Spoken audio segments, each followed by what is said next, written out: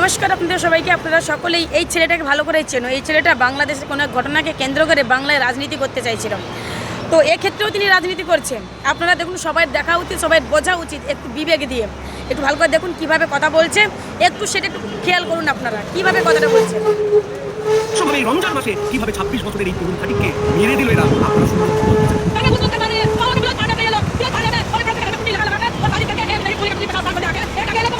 এই তরুণের খুব তো কোন হিন্দু মুসলমান জানে না, বোরখা কিংবা রমজান মাস জানে না, রং খেলাতে গুনাহ কিংবা কাফের হয় হিন্দুরা সেটাও সে জানে না। সে শুধু এটাই জানে যে সমগ্র বিশ্বে যারাই বসবাস করে তার প্রত্যেকের মানুষ, কারণ তার বয়সটা মাত্র 6 থেকে 11 বছর।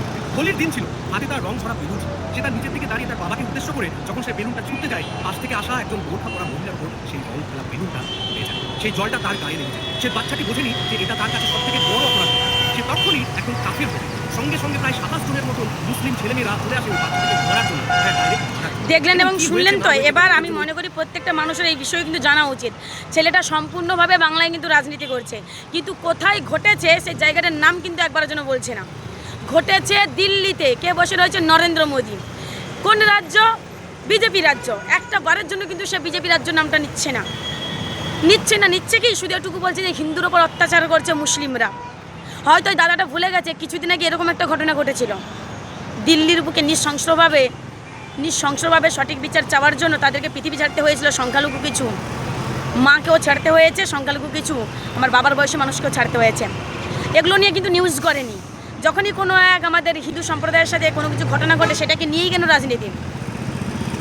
আমি এই ছেলেটাকে বলতে চাই, ভাই তুমি যখন এত কথা বলছো, তাহলে তুমি আজকে বলছো যে আমরা হিন্দু হয়ে আমরা হিন্দু মুসলমান এটা মানি, তাহলে তোমার ওই গেঞ্জিতে শুধুমাত্র সনাতনী কেন লেখা রয়েছে? তোমার মধ্যে এটা লিখে রাখতো আমরা হিন্দু মুসলমান ভাই ভাই, এটা তো লেখা থাকতো। মশাই এগুলো নিয়ে রাজনীতি করবে আর আমরা বুঝতে পারবো না বাংলার মানুষ? ব্যাস বিচারটা নরেন্দ্র মোদীকে দিতে হবে। যেখানে স্বয়ং নরেন্দ্র মোদী বসে রয়েছে সেখানে কেন হিন্দুর ওপর অত্যাচার হচ্ছে?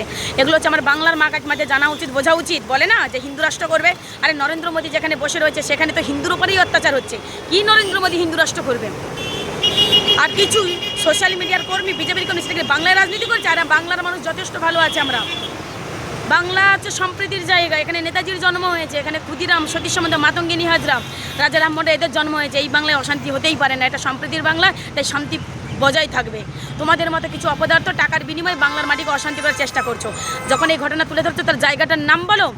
দিল্লিতে ঘটেছে এরকম, একটু ভাবুন তো কেন শুধুমাত্র বিজেপি শাসিত রাজ্যগুলোতে এরকম ঘটনা ঘটছে? বাংলাতে কি ঘটছে? আদৌ বাংলাতে ঘটছে না। বিজেপি শাসিত রাজ্যগুলোতে যা যা ঘটছে সেগুলোকে বাংলায় নিয়ে আসা হচ্ছে।